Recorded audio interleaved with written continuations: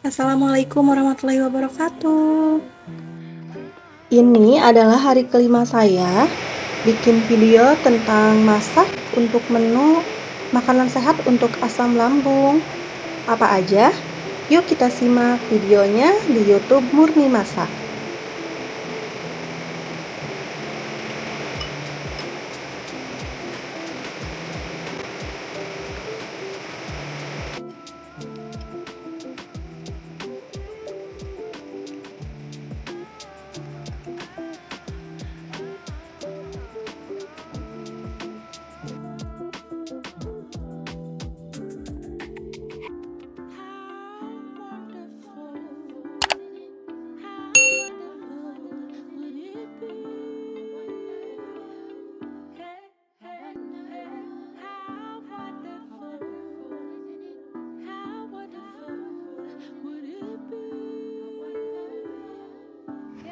Teman-teman, ini adalah versi saya pasca pemulihan untuk asam lambung yang saya alami saat ini.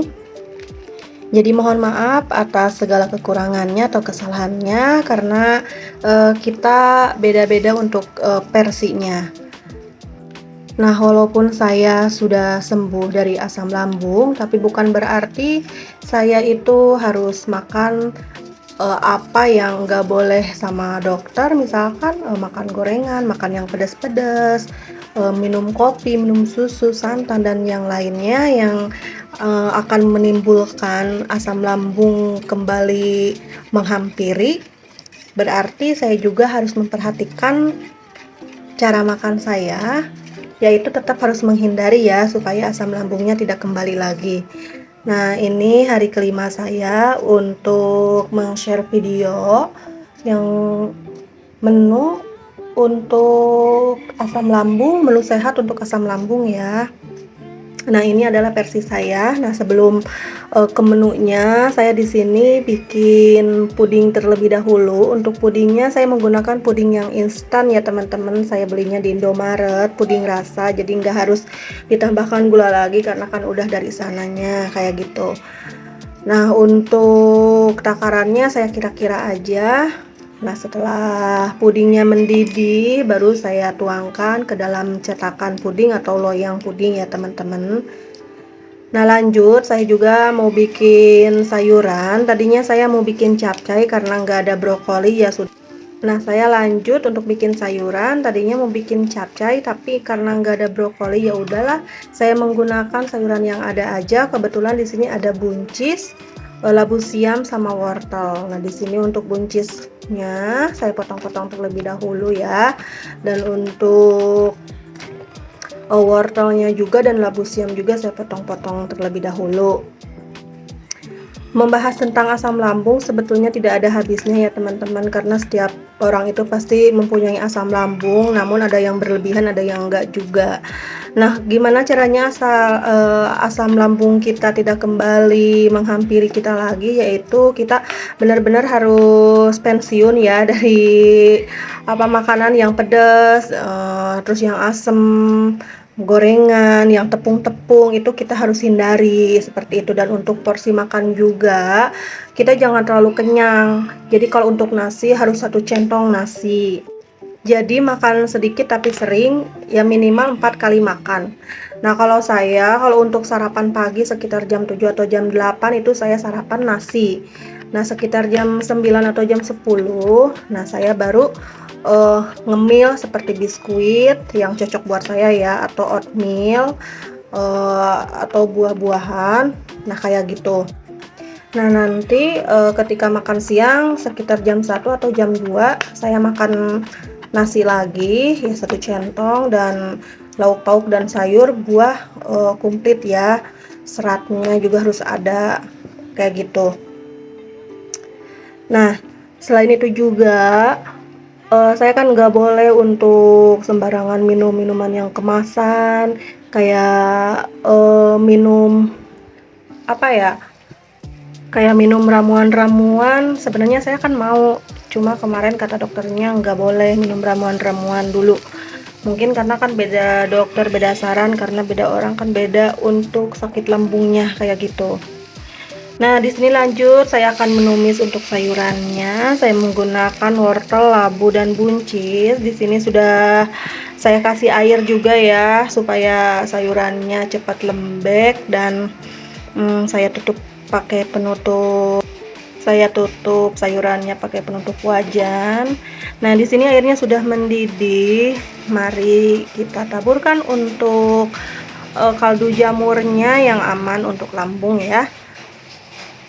Nah, kaldu jamur saya tambahkan lagi garam sedikit dan gula juga sedikit supaya ada rasanya sedikit, seperti itu.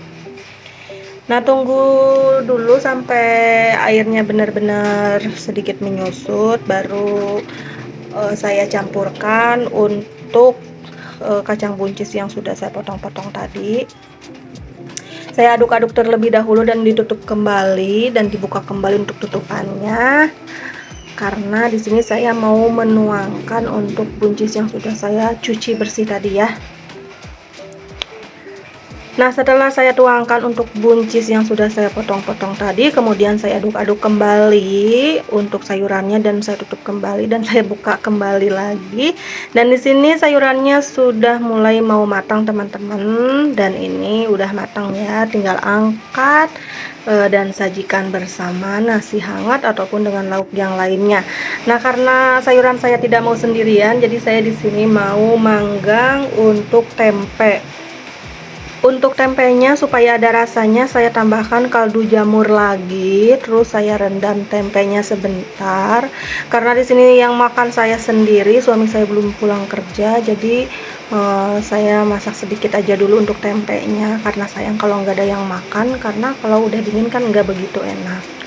Nah, untuk tempenya sudah kerendam dengan kaldu jamur tadi. Mari kita panggang dengan menggunakan sedikit saja margarin dapur. Nah, di sini sudah saya panaskan wajan penggorengan dan saya kasih margarin sedikit saja dan saya panggang untuk tempenya, dan ini tempenya sudah mulai mau matang ya teman-teman. Nah, kalau udah matang baru kita angkat. Dan nggak ketinggalan untuk lauknya juga saya menggunakan ikan laut ekor kuning. Ini lebih mantap sih kalau dijadikan kuah kuning, namun dari kemarin saya udah bikin yang berkuah, jadi ini saya mau jadi dipanggang juga untuk ikannya. Ini sudah saya cuci bersih dan sudah dilumuri dengan jeruk nipis juga dan garam, dan saya taburkan juga untuk racik instan ikan goreng supaya lebih cepat aja. Nah, di sini saya panaskan wajan untuk Nah, di sini saya udah panaskan wajan untuk memanggang ikannya dan dikasih margarin sedikit saja. Dan ternyata kompornya belum saya nyalain. Nah, ini untuk ikannya sudah mulai mau matang ya.